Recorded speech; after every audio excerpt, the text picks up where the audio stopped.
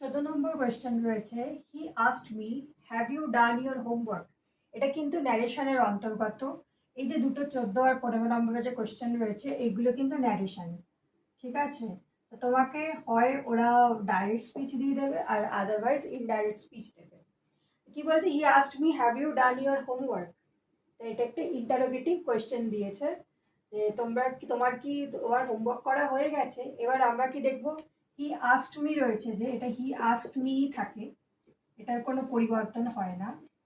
তো যখন WH word দিয়ে কোয়েশ্চেন থাকবে না তখন আমরা কি ব্যবহার করতে পারি, তখন আমরা ইফ অথবা ওয়েদার ব্যবহার করতে পারি। ঠিক আছে, তাহলে এখানে দেখো আমরা যে রুলটা বললাম আমি তোমাদেরকে, সেই অনুযায়ী আমি যদি অপশানগুলো দেখি তাহলে এখানে আমরা অপশান খুব সহজে আমরা ছেটে ফেলতে পারবো। আচ্ছা, এখানে আমি দুটো সেন্টেন্সের মধ্যে ইফ আর ওয়েদার পাচ্ছি, এটা ইফ আছে, এটা ওয়েদার আছে, তাহলে বাকি দুটো হবে না, তাহলে এই দুটোকে আমরা বাদ দিয়ে দিচ্ছি। তাহলে দুটো অপশান আমার কমে গেল, তো রইল কি দুটো। এবার আবার কি বলছে, have you done your homework, তোমার কি হোমওয়ার্ক করা হয়ে গেছে। এবার যখন ইন্টারোগেটিভ সেন্টেন্স আসে না, সেটাকে যখন আমরা ডাইরেক্ট থেকে ইনডাইরেক্ট সুইচে আনি তখন সেটা কিন্তু সেন্টেন্স ফরম্যাটে হয়ে যায়, স্টেটমেন্ট ফরম্যাটে হয়ে যায়। তারপর কিন্তু ফুল স্টপ বসে, কোয়েশ্চেন মার্ক বসে না। তো এখানে আমরা কি বলবো, এখানে আমরা কাকে কোয়েশ্চেন করছি, হ্যাভ ইউ, তোমার কি হয়ে গেছে। এবার এটা কি আমরা যেহেতু ইনডাইরেক্টে বলছি, যে সে আমাকে জিজ্ঞেস করলো তোমার কি হোমওয়ার্ক হয়ে গেছে বা তোমার কি হোমওয়ার্ক করা হয়ে গেছে, তখন আমি এটা কিভাবে বলবো, যে সে আমাকে বললো যে আমার হোমওয়ার্ক করা হয়ে গেছে কিনা। ব্যাপারটা আমাকে এইভাবে সাজাতে হবে। তাহলে এখানে আমরা যখন এইটাকে কোয়েশ্চেনটাকে আমরা যখন স্টেটমেন্টে আনবো তখন আমি কি ইনডাইরেক্টে আমরা যেটা বোঝাতে চাই, সে আমাকে বললো আমার হয়ে গেছে কিনা। তাহলে এখানে আমি চলে এলাম, তাহলে এখানে ইউ হবে না, ইউ এর জায়গায় আই আসবে। তাহলে E for weather, I I এবার এখানে হ্যাভ ডান রয়েছে। ঠিক আছে, হ্যাভ ডান। এবার এই যে হ্যাভটা রয়েছে, তো এইটা কি, আমরা যেহেতু এখানে দেখবো কোয়েশ্চেনটা কোন টেন্সে করছে, তার এখানে কোয়েশ্চেন হচ্ছে আমার পাস্ট টেন্সে। তাহলে এখানে আমি যখন এটাকে কি করছি, এই ব্র্যাকেট এই ইনভার্টেড কমা থেকে বাইরে নিয়ে আসছি, তখন আমি কি বলবো, সে আমাকে জিজ্ঞেস করছিল আমার হোমওয়ার্ক করা হয়ে গিয়েছে কিনা। তাই তো, করছিল, আমার প্রশ্ন করছিল পাস্ট টেন্সে। তাহলে এখানে কি এই যে হ্যাভ রয়েছে এটা তো প্রেজেন্টে রয়েছে, তাহলে এটাকে হ্যাভের পাস্ট টেন্স কি যাবে, হ্যাড। আই হ্যাড ভার্বের থার্ড ফর্ম বসে, হ্যাড ডান মাই হোমওয়ার্ক। তো আমি অবশ্যই আমার হোমওয়ার্কই করবো, অন্য কারোরটা নয়, যে মাই হোমওয়ার্ক। তো চলো আমরা এবার দেখে নিই এর মধ্যে কোন অপশানটা আমাদের কারেক্ট হচ্ছে। হি asked me if I had done my homework. He asked me had I done my, he asked me weather I have done my homework. তাহলে এখানে কি হচ্ছে, এখানে আমি দেখছি পাস্ট রয়েছে, তো এখানে আমার নিশ্চয়ই হ্যাভ বসবে না, হ্যাভটার জন্য এখানে হয়ে যাবে হ্যাড। তাহলে এইটার জন্য এই সেন্টেন্সটা হবে না, এই অপশানটা আমার বাদ চলে যাবে। তাহলে রয়ে গেল কি অপশান এ, এইটা হয়ে যাবে আমাদের correct answer. He asked me if I had done my homework. বুঝতে পেরেছো তোমরা নিশ্চয়ই রুলটা। Number 15, he said that he would join the meeting after lunch. এটা রয়েছে ইনডাইরেক্টে, এটা আমাকে ডাইরেক্ট আনতে হবে। ডাইরেক্ট সেন্টেন্স সবসময় কি, এটা ইনভার্টেড কমা দিয়ে থাকবে, মানে যখন কেউ কোনো বক্তব্য রাখছে সেইটা বোঝানোর জন্য কোট আনকোট। আর যখন সেটাকে ইনডাইরেক্টে চলে যাবে, আমি আমার মুখের ভাষা বসিয়ে যখন তার বক্তব্যটাকে প্রকাশ করব, তখন আমরা কি করবো, ইনভার্টেড কমাটাকে আমরা তুলে দেবো, তুলে দিয়ে আমরা সেটাকে একটা স্টেটমেন্টে নিয়ে আসবো। ঠিক আছে, কি বলছে, he said that he would join the meeting after lunch. তো সে বললো যে সে মিটিংটা জয়েন করবে লাঞ্চের পর। ঠিক আছে, তাহলে এখানে আমরা কোয়েশ্চেনে দেখবো কি হতে পারে। আচ্ছা, কি বলছে, I will join the meeting after lunch. সে বলল আমি মিটিং জয়েন করব লাঞ্চের পর, এটা একটা আছে। I would join the meeting after lunch, এখানে কি হচ্ছে, এখানে উড জয়েন, এটা কিন্তু পাস্টে দিয়ে দিয়েছে, আই উড জয়েন। আচ্ছা, কি হয়েছে, I shall join the meeting after lunch, তাহলে আমি পরে জয়েন করব। আচ্ছা, এখানে উড রয়েছে যেহেতু, এটা কি পাস্টের কথা বলছে, আমি করেছিলাম, তাহলে এটা তো হবে না, এটা বাদ চলে গেল। ঠিক আছে, নেক্সট রয়েছে I can join the meeting after lunch. সেন্টেন্সে দেখো এখানে কি দিয়েছে, হি উড আছে, এইখানেই হলো আমাদের মেন মানে ভুলটা ধরার জায়গা। ঠিক আছে, কোনটা কারেক্ট হবে সেটা বাছাই করার জন্য। এই যে উড রয়েছে, তাহলে এখানে ক্যানেম যদি আমি পাস্ট টেন্স করি তাহলে তো কুড হয়, উড তো হয় না, তাহলে এইটাও বাদ হয়ে যাবে, তাহলে ক্যান আর উড বাদ গেল। আচ্ছা, আমরা কি শিখেছি একটু আগেই বললাম, এই যে সেড রয়েছে। হ্যাঁ, এখানে যেমন দেখো, এখানে যেমন আমরা মানে তার বক্তব্যটা রাখছে, সে কি করছে, সে কিন্তু প্রেজেন্টে কথা বলছে, যেটাকে আমি যখন ইনডাইরেক্টে বলছি তখন সেটাকে আমি পাস্টে করছি। তাহলে এখানে আমরা দেখবো প্রেজেন্ট টেন্সের কোথায় রয়েছে সেটা আমাকে ফাইন্ড আউট করতে হবে, কারণ এখানে যেহেতু পাস্ট রয়েছে তার জন্য এই এই যে মডেলটা রয়েছে এটাও পাস্টেই আসবে। ঠিক আছে, তাহলে এখানে আমাকে দেখতে হবে যখন ইনভার্টেড কমার মধ্যে হয়েছে সেটা যেন প্রেজেন্টটা অবশ্যই থাকে। তাহলে উড কখন হবে, উইল থেকে উড হয়, তাহলে আমরা এখানে উইল খুঁজবো কোন সেন্টেন্সে আছে, উইল এখানে রয়েছে, তাহলে এটাই হয়ে যাবে আমাদের কারেক্ট আনসার। আর কোনো অপশন আমার দেখার দরকারই নেই। শ্যাল থেকে হয় শুড, উইল থেকে হয় উড। ঠিক আছে, আর এটা যেহেতু উড করে দেওয়া রয়েছে তাহলে এখানে এটা ভুল হয়ে যাবে, কারণ আমরা এখানে পাস্ট রয়েছে, আমাকে প্রেজেন্টে আনতে হবে। তাহলে উডকে তো আমরা উড কখনোই রাখতে পারবো না, আমাকে এখানে উইল করতে হবে। তাহলে এখানে উইল আমার আনসার আমি পেয়ে গেছি। তাহলে 1 নম্বর answer, I will join the meeting after lunch he said, এইটা হয়ে যাবে আমাদের কারেক্ট আনসার।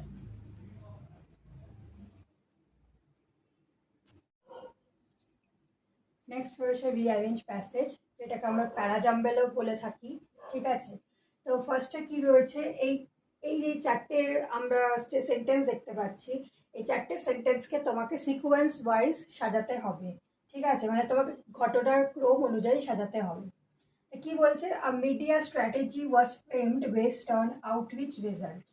তো বলছে একটা মিডিয়া স্ট্র্যাটেজি, যেমন ধরো ফেসবুক, হোয়াটসঅ্যাপ বা ইউটিউব, এই যে যত যে মিডিয়া রয়েছে, তো এখানে আমরা যখন কোনো জিনিসকে মানে ছাড়বো তো সেটা রিচ কীরকম হবে, তো সেই তার যে রেজাল্ট সেইটা কি হচ্ছে বেস করে বানানো হবে। ঠিক আছে, যে মিডিয়া স্ট্র্যাটেজি ওয়াজ ফ্রেমড, একটা স্ট্র্যাটেজি বানানো হবে যে এই রেজাল্টটা কীরকম হবে সেটার উপর বেস করে।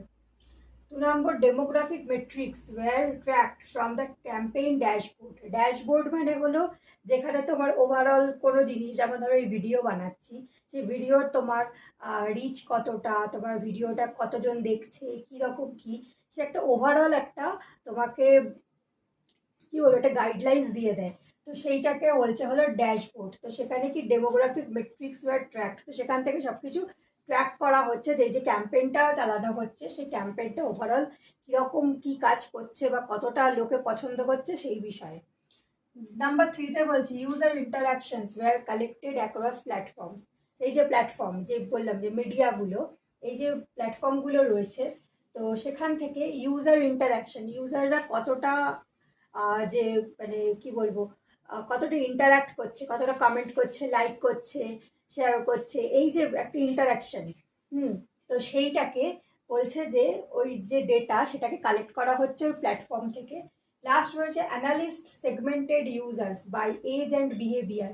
তো অ্যানালিস্ট মানে যারা বিশ্লেষণ করার জন্য বসে রয়েছে তারা কি করছে, এই জিনিসগুলোকে ভাগ করছে কিসের ওপর ভিত্তি করে, বাই এজ অ্যান্ড বিহেভিয়ার।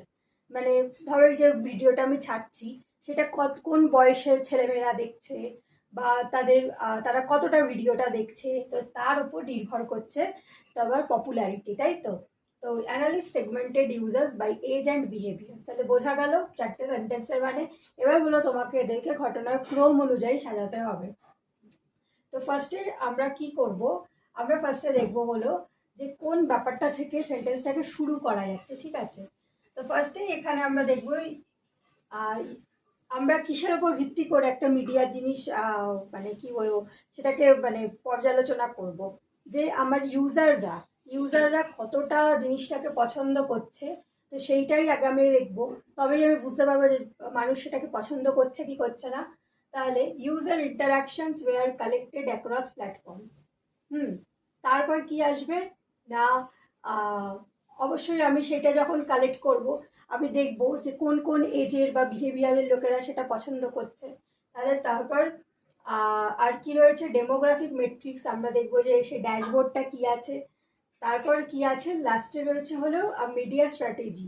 তারপর আমি তার উপর বেস করে একটা মিডিয়া স্ট্র্যাটেজি বানাবো, তাই তো। তো ফার্স্টে আমি কি করবো, আমাকে ডেটাগুলোকে কালেক্ট করতে হবে। ঠিক আছে, ডেটা কালেক্ট করার জন্য আমি কি করবো, আগে আমি দেখবো ইউজাররা কতটা ইন্টারাক্ট করছে, ইউজাররা কতটা পছন্দ করছে। তাহলে user interactions were collected across platforms. তাহলে এখানে হলো 3 দিয়ে আমি আগে আরম্ভ করবো। তাহলে আমি আগে দেখবো 3 দিয়ে কটা অপশন আমি পাচ্ছি। এখানে এখানে এই একটা রয়েছে 3 দিয়ে স্টার্ট, এখানে একটা 3 দিয়ে স্টার্ট। তাহলে আর 2-এ কি রয়েছে? 2 রয়েছে, 4 রয়েছে। 2-এ কি বলছে? Demographic metrics were tracked from campaign dashboard. তো এখানে রয়েছে একটা ড্যাশবোর্ড রয়েছে, যে শুধু ড্যাশবোর্ডে কি থাকে, কোনো ভিডিও তোমার কতটা কে পছন্দ করছে তার একটা ওভারঅল একটা পার্সেন্টেজ দেওয়া থাকে, যেটাতে খুব একটাও কিছু ভালো বোঝা যায় না। তুমি সেটাকে আরও বিশ্লেষণে যাও, আরও গভীরে যাও ব্যাপারটা, তবে গিয়ে তুমি তোমার একটা আন্ডারস্ট্যান্ডিং আসবে জিনিসটা কতটা মানুষ পছন্দ করছে কি করছে না। তো আমি নিশ্চয়ই ফার্স্টে গিয়ে ড্যাশবোর্ডটা দেখবো, ওটা ড্যাশবোর্ডটা দেখলেও আমি ঠিকভাবে ব্যাপারটা বুঝতে পারবো না। তাহলে এই হলো নাম্বার 2। আর লাস্ট রয়েছে দেখো নাম্বার 4 দিয়ে স্টার্ট করছে। আমাদেরকে এই নাম্বারগুলোকে ফলো করতে হবে, যেহেতু তোমাদের পরীক্ষার সময় টাইম অনেক কম থাকে এবং কোয়েশ্চেনের লেন্থ কিন্তু অনেক বড় থাকে। যেমন এই একটা দেখতে পাচ্ছ, এর থেকে আরও কঠিন কঠিন জটিল বিষয়ে তোমাদের কোয়েশ্চেন থাকে, তো তোমাদের ফাইন্ড আউট করতে অনেক টাইম লাগে। তো সেক্ষেত্রে আমরা কি করি, বেসিক্যালি কোনো কোয়েশ্চেনে যদি কোনো নাউন থাকে, এই 4টে সেন্টেন্সের মধ্যে যদি কোনো নাউন দিয়ে শুরু হয়, সেইটাকে আমরা ফার্স্টে কিন্তু মানে ফাইন্ড আউট করি, তারপর আমরা বাকি জিনিসপত্র সাজাতে থাকি। তো এখানে যখন সেরকম কিছু নেই, তাহলে আমাকে এখানে ঘটনাগুলোকে পড়ে পড়ে বুঝতে হবে, দেন আমি সাজাতে পারবো। ঠিক আছে, লাস্ট রয়েছে 4 দিয়ে। 4-এ কি বলছে? Analyst segmented users by age and behaviour. ঠিক আছে, তো এখানে বলছে যেটা বললাম, বয়স দিয়ে আমরা যাচাই করবো যে জিনিসটা কতটা মানে প্রযোজ্য আর কি। তাহলে এখানে কি আছে, আমরা ফার্স্টে কি দেখবো, যে এইটা তো মানে শুধু যে এজ বা বিহেভিয়ার দিয়ে দেখলেই হবে তা তো নয়। তাহলে এই দুটো অপশন আমরা বাদ দিয়ে দিচ্ছি। এখানে হচ্ছে 3 দিয়ে দুটো রয়েছে। তাহলে এখানে কি হচ্ছে, আগে আমরা দেখবো ইউজাররা কতটা ইন্টারাক্ট করছে, তারপর আমরা কি দেখবো, আমরা দেখবো তারপর কি ড্যাশবোর্ডটা দেখবো, সেটা পার্সেন্টেজ কতটা। দেন আমরা কি দেখবো, আমরা দেখবো এজ বা বিহেভিয়ার, কোন এজ বা কোন বা ভিডিওটা কতটা সে দেখছে, সে কি পুরোটা দেখছে নাকি 1 মিনিট দেখে সে চলে যাচ্ছে, আমরা এই ব্যাপারগুলো দেখবো। লাস্টে আমি একটা আমার স্ট্র্যাটেজি ফাইনাল করব, যে আমি কিভাবে তাহলে ভিডিওটাকে আমি সাজাতে পারি। ঠিক আছে, কোনো ভিডিও বানানোর জন্য কন্টেন্ট ভীষণ জরুরি একটা বিষয়বস্তু। তার জন্য আমি কি করব, আমরা আগে করব হলো ডেটাগুলো কালেক্ট করব, দেন আমরা কি করব, ট্র্যাক করব ড্যাশবোর্ড দেখে যে কোন ব্যাপারটা কতটা পার্সেন্টেজে আছে আর কি। দেন হলো আমি দেখব কতটা কে মানে কোন বয়সের মানুষ দেখছে, তারপর আমি একটা মিডিয়া স্ট্র্যাটেজি ফাইনালাইজ করব। তাহলে এখানে আর একটা রয়েছে 3142। তাহলে 3 দিয়ে তো আমরা দেখতে পাচ্ছি ইউজার ইন্টারাকশন। তাহলে এটা কি বলছে, মিডিয়া স্ট্র্যাটেজি আমরা কখন ঠিক করব, যখন আমরা একদম লাস্টে গিয়ে কাজটা মানে যে আমার ভিডিওটাকে কতটা ভালো করা যেতে পারে, যখন সেটা আমি ভাববো, তখন কি আমি মিডিয়া স্ট্র্যাটেজি ফাইনালাইজ করছি। তো সেটা তো আমি আগে করবো না, আগে তো আমি জিনিসগুলো দেখবো, দেন গিয়ে আমি সেটা ফাইনালাইজ করবো। তাহলে এখানে কোন অপশন ঠিক হবে, এখানে আমাদের অপশন এ হয়ে যাবে আমাদের কারেক্ট অ্যান্সার, 3241। ঠিক আছে, তাহলে এইটা হবে আমাদের কারেক্ট অ্যান্সার। নেক্সট চলো দেখে নিই, আর একটা রয়েছে। এখানেও রয়েছে রিঅ্যারেঞ্জ প্যাসেজ বা প্যারাজাম্বল। আচ্ছা, এইটাই হলো আমরা যে পেপারটা করছিলাম 17 সেপ্টেম্বরে, যেটা এসএসসি সিজিএল 2025-এ হয়েছিল, তার এটা লাস্ট কোয়েশ্চেন। এছাড়াও কিন্তু কম্প্রিহেনশনও ইনক্লুডেড থাকে, যেহেতু কম্প্রিহেনশন একটা বিশাল প্যাসেজ থাকে, ওই জন্য আমি এখানে আমার ছোট্ট বোর্ডে যেহেতু লিখে আমি ধরাতে পারবো না, তার জন্য আমি ওটা ইনক্লুড করিনি। কিন্তু আমি চেষ্টা করবো তোমাদের মাঝে মধ্যে কিছু কম্প্রিহেনশন করিয়ে দেওয়ার, যাতে তোমরা বুঝতে পারো যে কীরকম টাইপের কোয়েশ্চেন আসে বা কীরকম রিলেটেড তোমাদের প্যাটার্ন হতে পারে। ঠিক আছে, তো আজকে যে লাস্ট প্যারাজাম্বলটা রয়েছে আমরা দেখে নিই। আচ্ছা, প্যারাজাম্বল আদারওয়াইজ তোমাকে এমন একটা সেন্টেন্স দেবে যেটা তুমি দেখে বুঝতে পারবে যে এটাই হবে আমার ফার্স্ট সেন্টেন্স। আর অন্যথায় যদি তোমার কোনোভাবে তুমি কোনো নাউন পাচ্ছ না বা কোনো সেন্টেন্স দেখে তুমি বুঝতে পারছো না যে কোনটা দিয়ে শুরু হতে পারে, সেক্ষেত্রে তোমাকে কিন্তু এই অপশানগুলোকে ফলো করতে হবে, তবে গিয়ে কিন্তু তুমি সলভ করতে পারবে। আদারওয়াইজ অত কম টাইমে যেই এত বড় বড় হিউজ সেন্টেন্স থাকে, এগুলো পড়ে আন্ডারস্ট্যান্ড করা খুব কিন্তু মুশকিলের ব্যাপার হয়ে যায়। তো চলো আমরা লাস্ট কোয়েশ্চেন দেখে নিই আমাদের আজকের।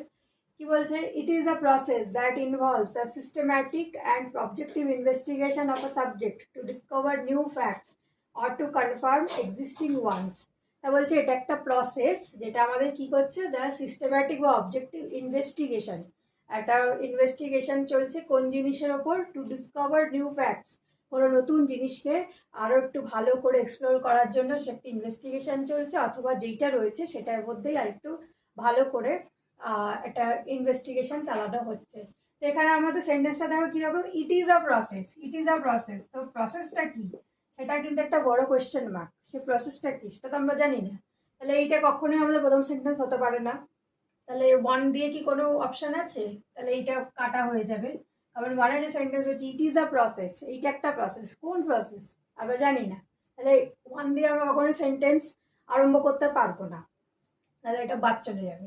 নেক্সট হচ্ছে number 2, research is a foundational pillar of academic, আচ্ছা এটা দুবার লেখা হয়ে গেছে, একাডেমিক অ্যান্ড সায়েন্টিফিক প্রগ্রেস। কি বলছে, রিসার্চ, রিসার্চ কি মানে গবেষণা, গবেষণা হলো আমাদের একাডেমিক আর সায়েন্টিফিক যে প্রোগ্রেস তার একটা কি ফাউন্ডেশনাল পিলার। হ্যাঁ, তো এই যে আমাদের যে একটা পড়াশোনা বা একটা যে বৈজ্ঞানিক যে চর্চা, সেটা আমরা কখন ভালোভাবে করতে পারবো, যখন আমরা কোনো বিষয়ে রিসার্চ করব বা গবেষণা করব সেই বিষয়ে। তাহলে এই সেন্টেন্সটা দেখে মনে হচ্ছে এটাকে করা যেতে পারে আমাদের ফার্স্ট সেন্টেন্স হিসেবে, কারণ রিসার্চ হলো আমাদের একটা পিলার, এখানে রিসার্চ সম্বন্ধে কথা বলা হচ্ছে। তাহলে এই সেন্টেন্সটা আমরা করতে পারি, কিন্তু আমরা আগে বাকি অপশনগুলো দেখে নেব কি রয়েছে। কি বলছে, this can be either theoretical aiming to expand knowledge or applied seeking to solve a practical problem. This can be, তাহলে এইটা হতে পারে। তাহলে এইটা মানে কোনটা, সেটা অবশ্যই আমরা যদি আমরা আগে সেন্টেন্সটা পড়ে থাকি আমরা বুঝতে পারবো যে এটা রিসার্চ সম্বন্ধেই বলছে, কিন্তু দিস ক্যান বি মানে এইটা হতে পারে। তো এইটা হতে পারে দিয়ে তো সেন্টেন্স শুরু হতে পারে না, তাহলে একেও আমরা কিন্তু অপশান থেকে মাইনাস করতে পারি। তাহলে 3 দিয়ে দেখছি আমাদের এইটা রয়েছে, তাহলে ডি অপশানে আমরা কাট করছি। তাহলে কি বলছে, this can be either theoretical or aiming to expand knowledge. তো এগুলো কি করছে আমাদের মানে রিসার্চটা থিওরিটিক্যাল হতে পারে, ধরো কোনো কিছু লিখিত কোনো আলোচনা, বা অ্যাপ্লাইড হতে পারে কোনো কিছু অ্যাপ্লিকেশন করছি আমার যে নলেজ রয়েছে সেটাকে, বা সলভ আ প্র্যাকটিক্যাল প্রবলেম, কোনো একটা প্রবলেম এসে সেটাকে আমি সলভ করার চেষ্টা করছি, এভাবেও কিন্তু আমরা রিসার্চ করতে পারি। লাস্ট রয়েছে the findings of this investigation, কোন ইনভেস্টিগেশনের কথা বলছে, অবশ্যই রিসার্চের কথা বলছে। আর then documented and peer review to ensure validity and credibility. তখন কি হচ্ছে, এই যে ইনভেস্টিগেশনটা হলো তার যে রিপোর্ট বেরোবে সেগুলোকে কি করছে, ডকুমেন্টেশন করা হচ্ছে, এক জায়গায় লেখা হচ্ছে বা এক জায়গায় আনা হচ্ছে, to ensure validity and credibility, মানে এটা কতটা কার্যকর হবে বা কতটা আমাদের কাজে লাগতে পারে। তো সেই বিষয়ে তখন আমরা কি করব, গবেষণা করে বা আলোচনা করে আমরা ডিসাইড করব। তাহলে এখানে আমরা ফার্স্ট যেটা দেখতে পাচ্ছি, আমরা এদের এখানে রিসার্চ সম্বন্ধে কথা বলছি, কারণ সব সেন্টেন্সে দেখো this can B, it is the findings of this investigation. তাই হুইচ ইনভেস্টিগেশন, অবভিয়াসলি রিসার্চ, রিসার্চের কথাই বলছে, তাহলে রিসার্চ দিয়েই আমাদের সেন্টেন্সটা শুরু হবে। তাহলে আমাদের 2 দিয়ে স্টার্ট হচ্ছে এইটা, তাহলে আমরা আর কিচ্ছু দেখবো না, আমরা শুধু অপশান এ কে কারেক্ট করে আসবো, বাস। তো এই যে আমরা এই যে কোয়েশ্চেন পেপারটা আছে আমরা শেষ করলাম। তো এরকমই কিন্তু আরও কোয়েশ্চেন পেপার আছে 2025-এর এসএসসি সিজিএলে, কারণ এক এক দিন এক একটা শিফটে এক একটা এক্সাম হয় আর একটা করে কোয়েশ্চেন পেপার আসে। তো আমি চেষ্টা করবো তোমাদেরকে সব কোয়েশ্চেন পেপারগুলোকেই এনে তুলে ধরা তোমাদের সামনে, যাতে তোমরা ভালোভাবে তৈরি হয়ে যেতে পারো নেক্সট এক্সামের জন্য। আর ভিডিওটা যদি ভালো লেগে থাকে অবশ্যই তোমরা লাইক করো আর কমেন্ট করে জানিও তোমাদের কেমন লাগছে। কোথাও কোনো অসুবিধা হলে অবশ্যই জানাতে পারো, আমি চেষ্টা করবো উত্তর দেওয়ার। আর গিয়ে বন্ধুদের মধ্যে শেয়ার করো যাতে তারাও এই ভিডিওগুলো দেখতে পারে। Thank you.